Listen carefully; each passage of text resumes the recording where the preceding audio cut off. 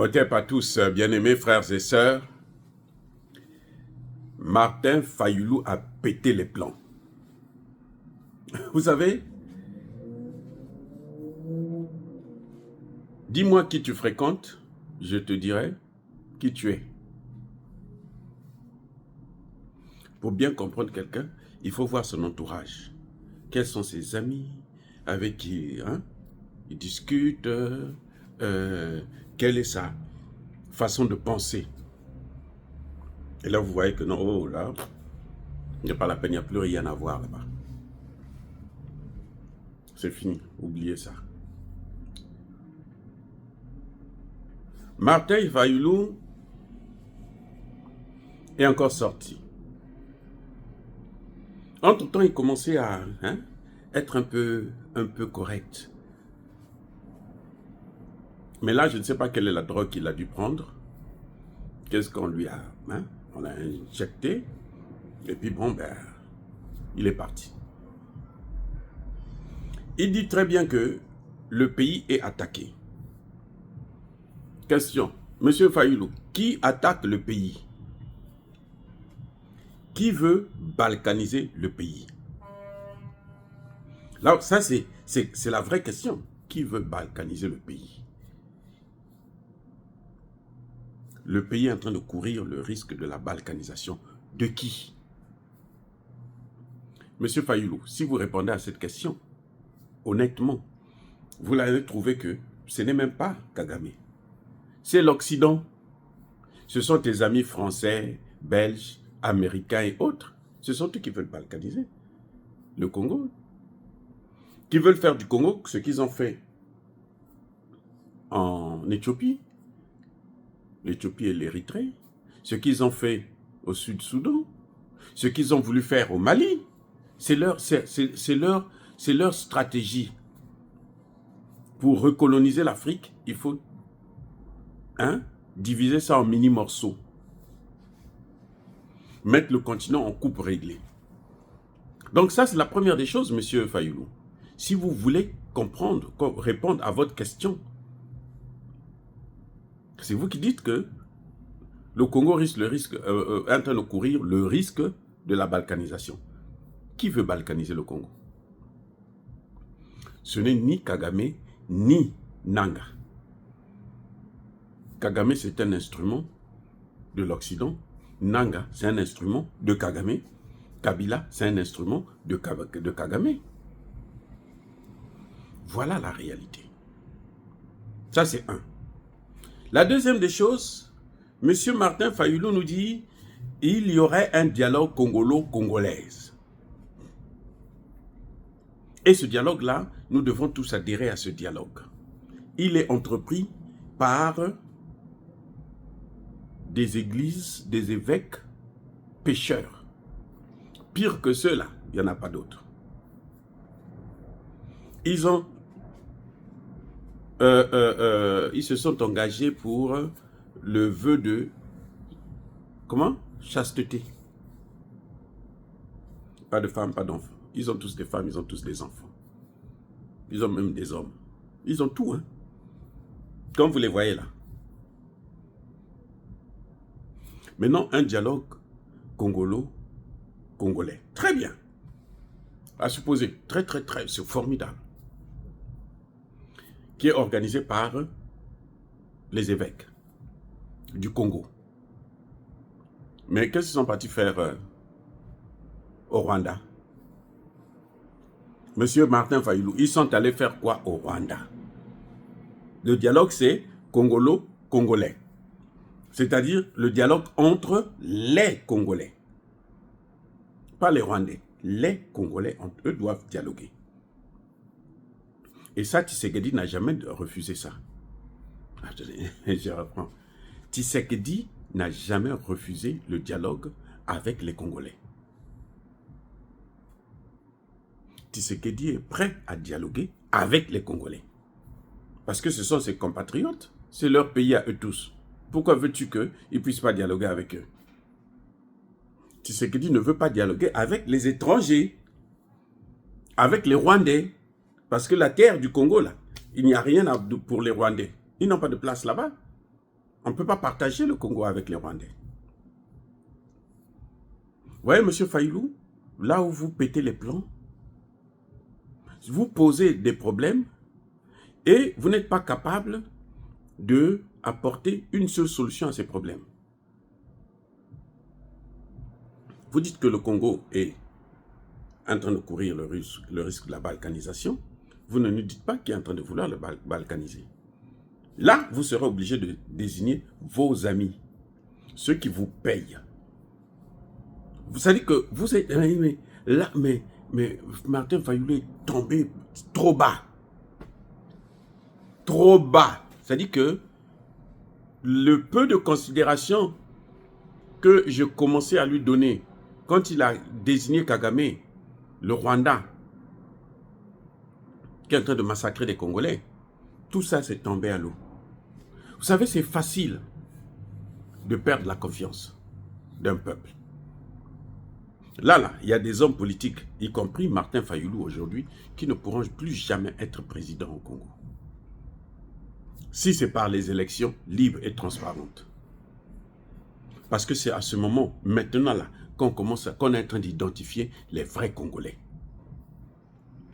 Ça là, ce que vous êtes en train de voir là, ce sont les vrais Congolais qu'on est en train de voir. Il y a cette situation en train de séparer les bons et les mauvais fruits, les bons et les mauvais Congolais. Les bons Congolais, ce sont ceux qui disent, nous, on peut dialoguer, mais avec les Congolais. Cela suppose que Nanga doit se débarrasser de Kagame. Comme le dit la communauté internationale, Kagame doit repartir chez lui, au Rwanda, avec tous ses mercenaires, avec tous ses terreaux. Vous comprenez, M. Fayulu? Vous n'allez pas penser que... C'est-à-dire que le monde d'aujourd'hui, là, vous pouvez plus faire n'importe quoi et puis les gens vous assistent. Il y aura toujours quelqu'un qui va vous mettre à votre place. Si ce n'est pas des Congolais, ça va être des Africains. Et nous sommes là pour ça. Vous êtes... Mais alors, M. Fayulu, vous êtes devenu trop ridicule. Mais pourquoi vous ne partez pas rejoindre Nanga?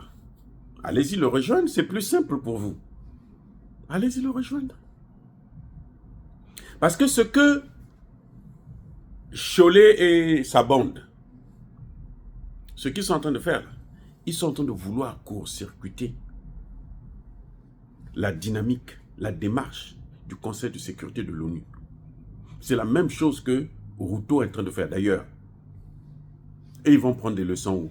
Mais c'est au Kenya. Ils ont 2 pays où ils vont. Kenya, 3 même d'ailleurs. Kenya, Ouganda, Congo-Brazzaville. Oui. Et ça n'arrange pas les choses.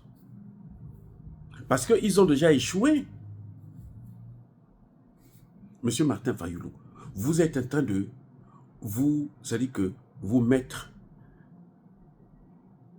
C'est comme quelqu'un qui vient de prendre une douche et puis qui va plonger dans une mare d'eau. Il va se laver encore avec la boue. C'est ce que vous êtes en train de faire. On a commencé à vous considérer un peu parce que vous avez pu désigner au moins le Rwanda comme étant l'agresseur. Mais là, vous parlez de tout sauf le Rwanda, sauf l'Occident. Même si maintenant, ils commencent à prendre des sanctions, mais après avoir tué autant, 18 millions de personnes. Mais Martin Fayulu, vous devenez fou. 18 millions de personnes. Moi, je ne les acclame pas. Hein. Non, je ne les acclame pas. C'est très bien qu'ils prennent des sanctions, qu'ils arrêtent leurs monstres, M. Kagame, mais pour moi, c'est rien du tout. Moi, je dis à Tshisekedi, la meilleure des choses, là, c'est de former son armée. C'est d'équiper son armée. Regardez comment le Burkina est en train de nous faire des merveilles. Le Mali, le Niger, des merveilles. Le Congo, avec toutes ses richesses, ils ne peuvent rien faire. À cause des gens comme les Martin Fayulu, les Moïse Katumbi, déjà c'est Moïse Katumbi, c'est un étranger, Kabila c'est un Rwandais, toute la pacotille là, c'est normal. Je doute même de la nationalité de Nanga. Si on regarde bien, il doit avoir des origines rwandaises. Parce qu'un tel comportement ne saurait se justifier. On ne peut pas prendre des armes contre un État et penser que l'État va se plier. C'est une erreur. Là, vous avez affaire à Tshisekedi qui prie beaucoup. Le jour que Tshisekedi va dire « je ne veux pas prier », cette guerre va s'arrêter en une semaine. Vous avez affaire à Tshisekedi. Tshisekedi veut gouverner la Bible à la main. Voilà, ça prend du temps. Il attend que les Occidentaux puissent faire le travail à sa place. C'est quelqu'un de sérieux, quelqu'un qui est dynamique. Mais attendez, Kagame ne fait pas le poids. Il a quoi, Kagame? Il n'a rien. Il n'a rien. Il n'a rien. Au Rwanda, là, il n'y a rien. Moi, j'étais là-bas, il n'y a rien.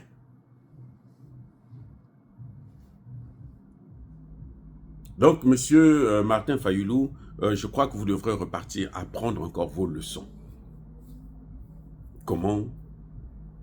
Vous pensez que si on affaiblit Tshisekedi, c'est vous qu'on va choisir? Non, pas du tout.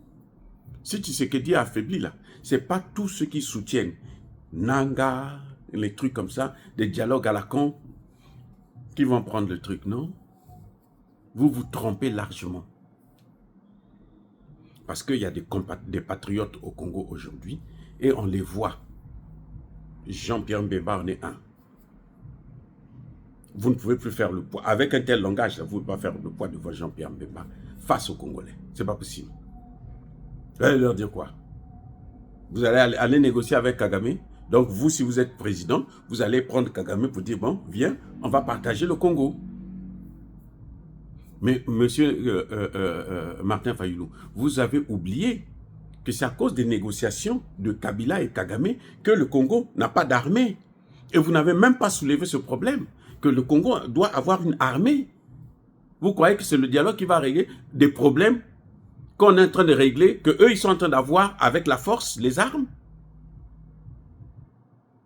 Eux, ils prennent les terres avec les armes et vous pensez que le dialogue va venir les enlever ça, reprendre ça. Mais c'est mal connaître ce que c'est que le dialogue. Vous êtes malade ou quoi?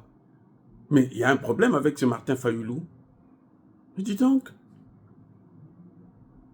Les amis, soyez bénis, abondamment bénis par le Dieu des Kémites et par nos ancêtres. Je suis très déçu, mais que voulez-vous? C'est ça la vie. Soyez bénis. Vive l'Afrique éternelle, j'ai dit et j'assume.